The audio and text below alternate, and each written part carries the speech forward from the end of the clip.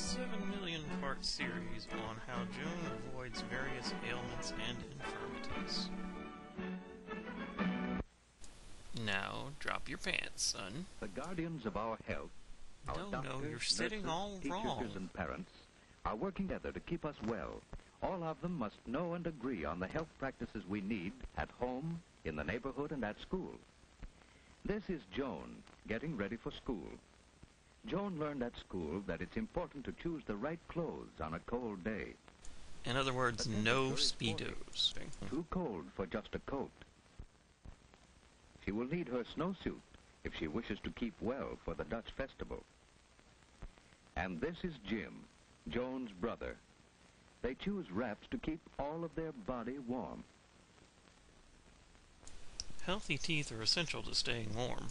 Mother is good to see Jim looking so well this morning.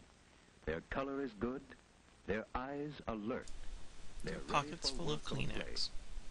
Mother needs to get another supply of paper handkerchiefs.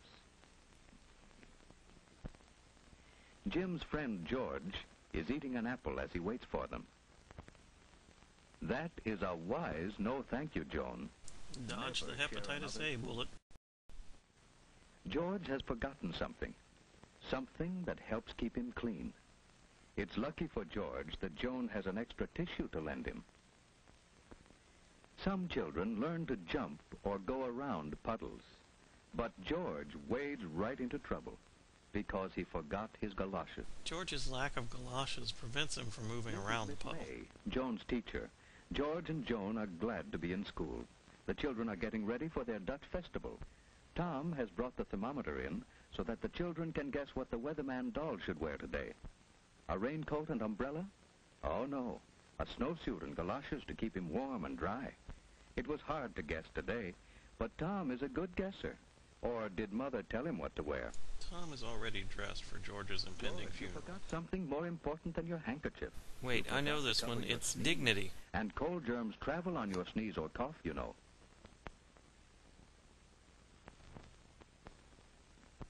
Why, cold germs can fly farther than Miss May can blow the feather. Cold germs can fly 8 feet to another child's nose, hand, or food. Don't eat that apple. People who put fingers into their mouths make it easy for cold germs to come to them. No, not that way, George. Blow your nose gently, without pressing the opening of the nostrils closed. No, that's still wrong. That's better. George fails the nose-blowing unit of the lesson. It's easy to catch cold when your body is chilly. You'd better go and see the school nurse. She'll help you. The nurse is examining Mary after her cold. Yes, I'm afraid she still has buck teeth. Cold keeps others from catching it and protects you from serious infections that follow colds. The nurse's poster on being erect elicited many giggles. Miss May thought I might be catching a cold. Well, what do you think? Look, lady, I'm not a doctor. Hot and chilly. Well, did you sleep pretty well last night, and did you feel like getting up this morning? No, I have been experiencing ennui. I hardly had time to have my breakfast. I had an apple on the way. Was it a poison apple? I'll blow your nose, George. I just know he's going to blow this. Oh, not so hard, gently. No pressure on the opening. Now let's look at your throat. Open wide. Whoa, too wide. All right, now you sit down, and I'll take her. You moisten your lips and hold it under your tongue. And don't try to eat it like the last kid. Oh, your feet are wet too, George. I'll just call someone to come dry them. Rebecca, 321. Hello, is it Mrs. Powell there? Yes. Well, this is Miss Wright, Mrs. Powell. George came in to see me a few moments ago with a cold. Yes, his throat is quite red and his feet are wet, too. I do think he'd be more comfortable at home in bed. Or we could just take him out back and shoot him.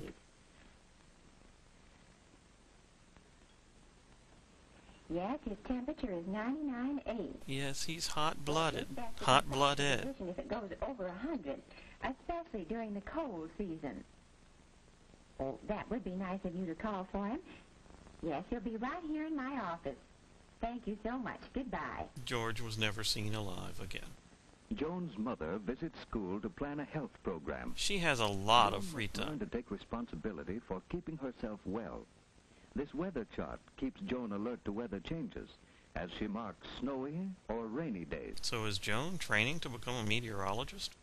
Dressing this weather doll for outdoor weather helps Joan know what to wear herself. It will be better for Mother when Joan chooses wraps to suit the temperature, instead of arguing about what friends So wear. Joan's mother is completely abdicating her parental Mother and duties. teacher check Joan's health habits.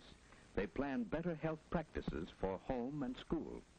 At school, Joan's committee keeps the washroom attractive with soap sponges, brushes, and signs. Others keep the closets neat with boxes for rubbers and Wait, hangers boxes for clothes. rubbers? Another records the temperature and tells us when we need heat or fresh air. Yes, it's Frau May's Health Gestapo. One group keeps large drawing pencils scrubbed ready for use. Those are jobs Joan and Jim could be learning to do at home, too. On Saturdays, they love to help us plan what we're going to do. I'm so glad to get this health record sheet. Your check on Joan's habits at school will help me plan a corrective health program at home.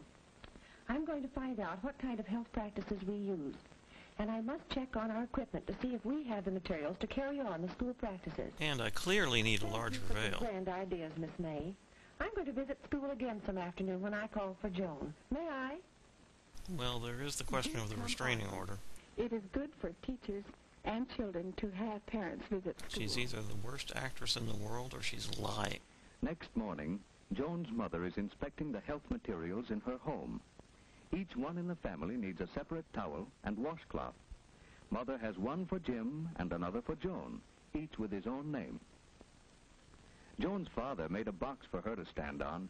It's no fun washing if you have to stretch or can't see into the basin. I can't believe I don't have a cup. Here are new cups. Each can have his own cup now. It prevents catching another's cold. Merry Christmas, Why, kids. Jim, why are you so cross? Father has taught Joan to spit into the toilet, for spitting... And surely no spreads harm can disease. come from putting your face next to a feces-encrusted Here are toilet bowl. spoons for your cod liver oil, Joan. It's extra sunshine for us in winter and spring. You know, strong bodies can't always keep us from catching cold, but they help us resist a serious illness that may follow colds. Keep away from persons with colds, and keep your hands clean while you're eating. Okay, cod liver oil, sunshine, avoid human contact, Jim must hands wash his clean. Got it. After he pets his dog. But he won't have to go upstairs, as Father has arranged a washstand downstairs, so Jim will remember to wash. This is so much better than a sink. What's the trouble with Jim? He didn't like his breakfast, and he was restless as he slept. Perhaps he's off his meds He's again. cross and tired this morning. His throat isn't very red, but his eyes look queer. Well, I wasn't going to So say his it. mother can watch him and keep him warm. Joan's mother can't go to the Kermis now, The so Kermits? Joan must take the paper bags for the party. Colds are easy to catch during the first 24 hours. Mother must see that Jim covers his coughs and stays away from others. She must sterilize his dishes by boiling them thoroughly in water. Joan's room at school is a busy place, and Joan wants to help get ready for the Kermis. But first, she must wash her hands. We must always wash hands clean before handling food. So, Joan takes off her coat, uses plenty of soap and a good lather. She rinses her hands well and dries them thoroughly with a paper towel. Wait, she didn't do any of those things. In another room, the kindergarten children are getting ready for the Kermis. It's best to go to the toilet and wash hands first. Yes, poor hygiene offends Muppets. Now Joan has her wraps off, her hands are clean, and she's ready to pack the bags for the Kermis. The Kermis has started. George's friends are selling the flowers they raised. They learn that flowers, like children, need plenty of sunshine, water, good food, and moderate temperature to make them grow. Joan's friends are selling cheese, and they are careful to keep the food clean.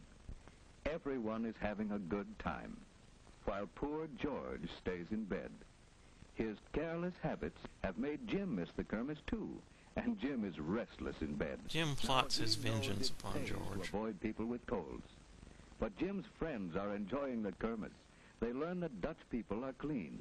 Hollanders leave their wooden shoes on their doorstep so that their floors are spotless.